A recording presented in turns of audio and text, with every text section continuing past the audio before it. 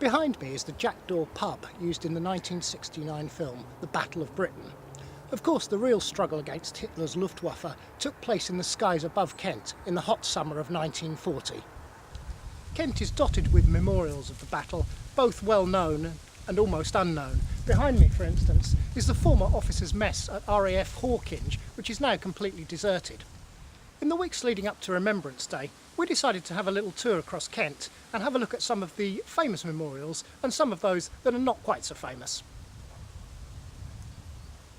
John Platt is one of the volunteers at the Manston Spitfire and Hurricane exhibition who keeps the memory of the heroes of Fighter Command alive.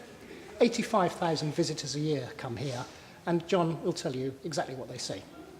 Well, we try to keep the memory of not only the machinery but the people who flew the aircraft as well alive. It's very important because these people were 18, 19, 20 years old and they were giving their lives away. And we are here doing what we're doing today purely because of what they did then. And it's important to keep that memory alive and to remember what they did for us. Manston was in the front line of the conflict in 1940 and was one of the most important fighter bases, wasn't it? Not necessarily, no. There was a variety of aircraft here, but it certainly was the most bombed airfield in the whole of the United Kingdom. And it was also useful because it had a good weather record. And when other airfields were unavailable, aircraft could land at Manston. Can you tell us a little bit about the fighter behind us, the Spitfire? This one here, this one didn't take part in the Battle of Britain because it wasn't built until 1945. But it was flown mainly by a Canadian squadron and it shot down 4 German aircraft. And you recently had one of the pilots who actually flew the plane come here. We did. He came over from South Africa and he was the first person to fly this aircraft. And 84 he was, an absolutely fabulous, wonderful man. And he had a few tears in his eyes.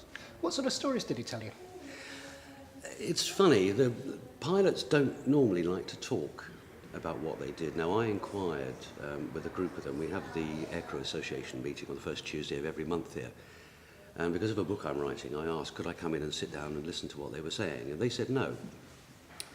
But then after, one of them came over and said, will you understand why I said, or we said no? It's because what we did is very personal to us. And unless you've lived through it, you wouldn't understand. And I accepted that. So the chap who came, who was the pilot of this, he didn't tell us very much about it. I assume because it was personal.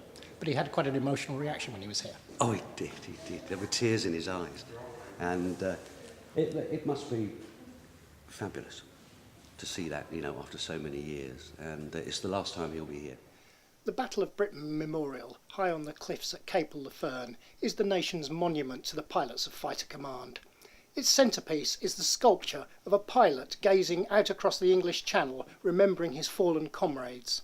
And as well as a replica Hurricane and a Spitfire, the memorial contains a wall with the names of every airman who took part in the battle inscribed upon it.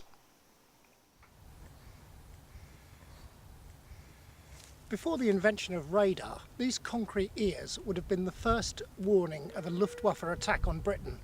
Perched high up on the hill above Hythe, they caught and amplified the sounds of approaching German bombers and would have then alerted Fighter Command. But prior to the battle, radar was invented by the British, and that proved to be one of the significant factors in the defeat of Hitler's Air Force. Enemy aircraft ahead!